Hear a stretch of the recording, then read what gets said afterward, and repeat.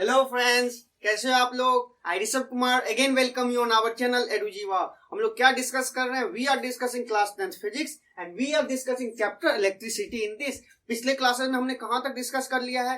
We have discussed electric power and electric energy. Electric energy का हमने unit क्या देखा था? एसआई यूनिट इज जूल और कॉमर्शियल यूनिट क्या होता है? Kilowatt hour.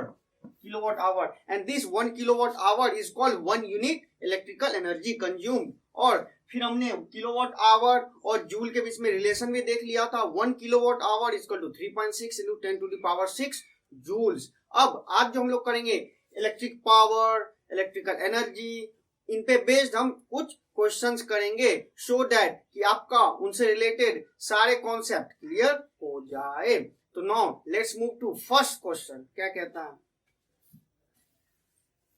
देखिए, पावर के हमने ये चार फॉर्मूला देख लिया था। Power equal to V I, P equal to I square R, P equal to V square by and P equal to W by T।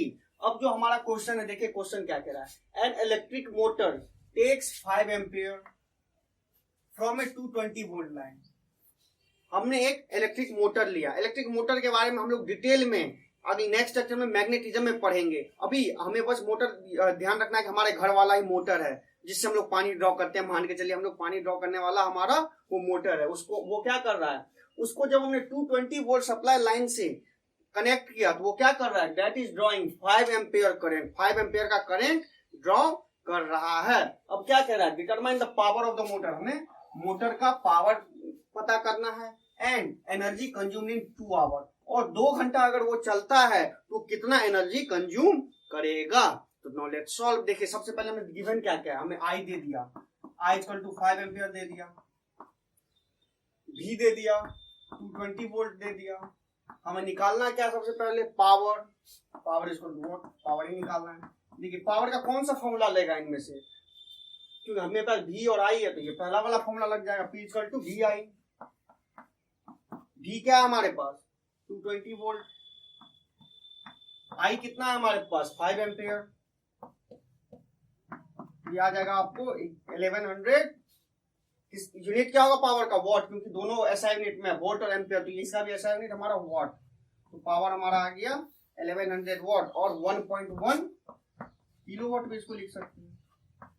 1.1 kilowatt और 1100 वॉट। ये आपको पावर तो आपका निकल गया। अब हमें क्या निकालना है? अगर ये मोटर 2 आवर यूज किया जाता है तो वो कितना एनर्जी कंज्यूम करेगा। देखिए कितना करेगा। देखिए, हमें इलेक्ट्रिकल एनर्जी का मैंने क्या फॉर्मूला बताया था? Power into time. पावर कितना है हमारा मोटर का?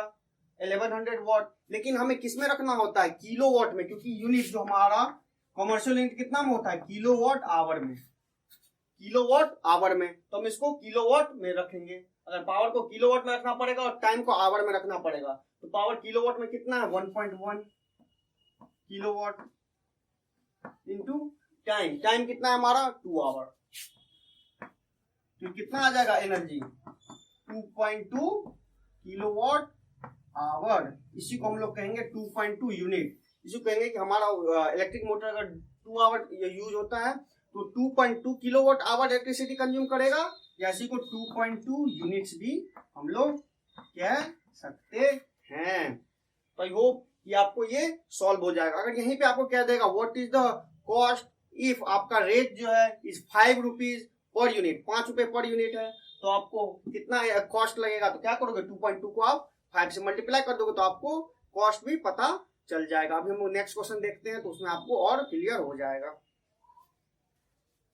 Now let's solve the next question. देखिए इस क्वेश्चन में क्या कह रहा है? रेट ऑफ इलेक्ट्रिसिटी, किसी भी एक सिटी में रेट ऑफ इलेक्ट्रिसिटी दे दिया हमें 3 रुपीज पर यूनिट, यानी पर यूनिट का हमें 3 रुपया देना पड़ेगा। Then calculate the cost of running 80 watt fan. हमारा हमको पंखा चलाना है।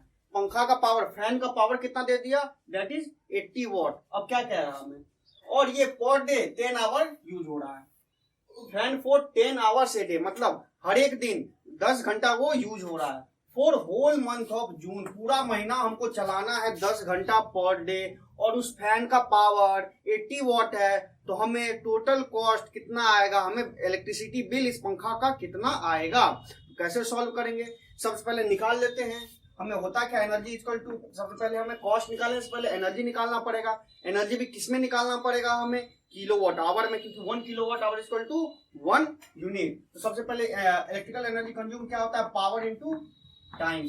पावर तो हमारे पास है 80 वाट, हमें टोटल टाइम निकालना पड़ेगा कि टोटल टाइम घंटे में इन आवर्स कितना यूज हुआ है। तो टोटल टाइम कितना हो जाएगा, कितना है हमारा 10 आवर्स पर डे, तो 10 आवर इंटू कितना हमारा हो जाएगा, कितना जून है, जून में कितने दिन होते हैं 30 डेज इंटू 30, तो टोटल हमारा आ जाएगा 300 आवर्स, यानी पूरा हमारा मंथ में 300 आवर्स हमारा पूरा फैन चलेगा। अब हमें क्या निकालना है कि इलेक्ट्रिकल एनर्जी कितना कंज्यूम करेगा 1 मंथ में। तो electrical energy will be equal to power into time. Power क्या हमें दे दिया 80 वाट इंटू 300 आवर, बट यहां हमें किलोवाट आवर में चाहिए, तो इस वाट को हमें किलोवाट में चेंज करना पड़ेगा। तो क्या करेंगे, we will divide it by 1000, 80 by 1000 kilowatt into 300 hour, ये कर देंगे हम लोग। जब सॉल्व करोगे तो आ जाएगा आपको 24 किलोवाट आवर। इट मीन्स अगर ये फैन 1 मंथ के लिए यूज होता है 10 hours per day, then this will consume 24 kilowatt hour energy, और यही 24 किलोवाट आवर को हम लोग क्या लिख सकते हैं, 24 यूनिट्स, यानी वो 24 यूनिट्स इलेक्ट्रिसिटी कंज्यूम करेगा। अब हमें क्या निकालना है, कॉस्ट निकालना है। तो कॉस्ट सिंपल अब निकालना, हमें रेट पता है, हमें रेट पता है, रेट क्या RS3 पर यूनिट, इसलिए टोटल कॉस्ट, कॉस्ट क्या हो जाएगा, रेट को अगर हम यूनिट से मल्टीप्लाई करेंगे तो सिंपल 24 इंटू 3 रुपीज, कितना हो जाएगा RS 72 रुपीज उसका इलेक्ट्रिसिटी बिल आएगा। आई होप कि आपको ये क्वेश्चन भी सॉल्व हो गया होगा, बस हमें टोटल टाइम निकालना था और एनर्जी कंज्यूम निकालना था। अब देखिए एक और क्वेश्चन करते हैं तो और ज्यादा कॉन्सेप्ट क्लियर हो जाएगा। तो चलिए सॉल्व करते हैं हमारा नेक्स्ट क्वेश्चन। देखिए नेक्स्ट क्वेश्चन क्या कह रहा है, एक रूम है, उस रूम में क्या क्या है, रूम है 2 ट्यूबलाइट, इस रूम में 2 ट्यूबलाइट है, 1 फैन है और 1 टीवी है। क्या कह रहा है, ईच ट्यूबलाइट है उसका पावर 40 वाट है, और ईच ट्यूबलाइट जो है पर डे 5 आवर यूज हो रहा है। उसके बाद क्या कर रहा है, हमारा जो फैन है, फैन का पावर 80 वाट है और ये 12 आवर पर डे यूज हो रहा है। उसका जो हमारा टीवी है, टीवी का पावर 60 वाट है और ये 8 आवर पर डे यूज हो रहा है। हम और रेट जो हमें दे दिया that is RS 3.1 per unit, 3.1 rupees per unit और 3.1 रुपीज पर किलोवाट आवर हमारा इलेक्ट्रिसिटी का रेट है। तो हमें 30 डे पीरियड में हमारा कितना कॉस्ट बिल आएगा इस रूम का, वो हमें कैलकुलेट करना है। देखिए कैसे कैलकुलेट करेंगे। सबसे पहले इसमें हमें इलेक्ट्रिसिटी निकालने से पहले हमें क्या, कॉस्ट ऑफ इलेक्ट्रिसिटी निकालने से पहले क्या निकालना पड़ेगा, टोटल एनर्जी कंज्यूम, हमारा 1 मंथ में कितना इलेक्ट्रिसिटी कंज्यूम हुआ। और टोटल इलेक्ट्रिसिटी कंज्यूम निकालने से पहले हमें ये निकालना पड़ेगा कि जितने भी एप्लियंस है वो एप्लियंस पर डे कितना एनर्जी यूज कर रहा है। अगर पर डे निकल जाएगा तो हमें 30 डे पीरियड का निकल जाएगा। तो 1 बाय 1 इसको सॉल्व करते हैं। सबसे पहले हम लोग देखते हैं ट्यूबलाइट के बारे में, ट्यूबलाइट का क्या केस है। 4 ट्यूबलाइट, हम लोग एक ट्यूबलाइट की पहले बात करते हैं। 2 है तो 2 से मल्टीप्लाई हो जाएगा। ट्यूबलाइट का हमें पावर कितना दिया है 40 वाट, और हमें इसको कितना में चेंज करना पड़ेगा, किलोवाट में, तो हो जाएगा 0.04 किलोवाट। और टाइम कितना दे दिया 5 our per day, 5 our per day. तो हम इससे एनर्जी निकाल सकते हैं कि पर डे वो कितना एनर्जी यूज करेगा। पर डे इलेक्ट्रिसिटी क्या हो जाएगा, पावर इंटू टाइम, हो जाएगा 0.04 इंटू 5, ये क्या हो जाएगा हमारे किलोवाट आवर में, ये आ जाएगा हमारा 0.2 किलोवाट आवर। ये हमारा किसका आ गया, पर ट्यूबलाइट का आ गया 0.2 किलोवाट आवर पर डे का आ गया। हम लोग बात करते हैं किसके बारे में, फैन के बारे में। फैन पर डे कितना यूज करेगा, ये भी हम निकालने के लिए E equal to B into T कर देंगे। पावर इसका कितना दिया है हमें 80 वाट, 80 वाट को हमें किलोवाट में चेंज करना है, 80/1000 आ जाएगा आपका 0.08 इंटू टाइम कितना 12 आवर पर डे इंटू 12, ये हमारा किसमें दे देगा, किलोवाट आवर में। इसको करोगे आप 0.96 किलोवाट आवर आ जाएगा आपका, किसका, फैन का। Fan per day 0.96 kilowatt hour per day use कर रहा है। अब हम लोग देख लेते हैं, फैन भी देख लिया हमने, हम लोग देख लेते हैं किसका, टीवी का बारे में। और टीवी पर डे कितना यूज करेगा, इसके लिए वही पावर इनटू टाइम। पावर कितना है हमारा टीवी का, 60 वॉट, तो इसको भी 60 किलोवाट में करना है, तो 0.06 इंटू टाइम। टाइम क्या हुआ, 8 our per day, 0.48 kilowatt hour, इसका भी आ जाएगा पर डे। यानी तीनों का एनर्जी हमको आ गया, तीनों का एनर्जी आ गया पर डे। हमें ट्यूबलाइट का आ गया 0.2 किलोवाट आवर पर डे, ये हमें किसका आ गया, ट्यूबलाइट का, ये ट्यूबलाइट का आ गया। हमें ये फैन का आ गया 0.96 kilowatt hour per day, fan का भी हमें मिल गया। अब हमें जो है टीवी का भी मिल गया 0.48 किलोवाट आवर पर डे, ये हमारा फैन का भी मिल गया। अब हम लोग देख लेते हैं कि पर डे कितना टोटल एनर्जी कंज्यूम हो रहा है। तो total energy consume per day, consume per day कितना होगा। ट्यूबलाइट हमें 2 यूज हो रहा है, 2 यूज हो रहा है, 2 इंटू 0.2 हो जाएगा, 2 इंटू 0.2 प्लस 0.96 और प्लस 0.48, और यूनिट क्या हो जाएगा इन सब का, किलोवाट आवर में। ये हमारा आ गया,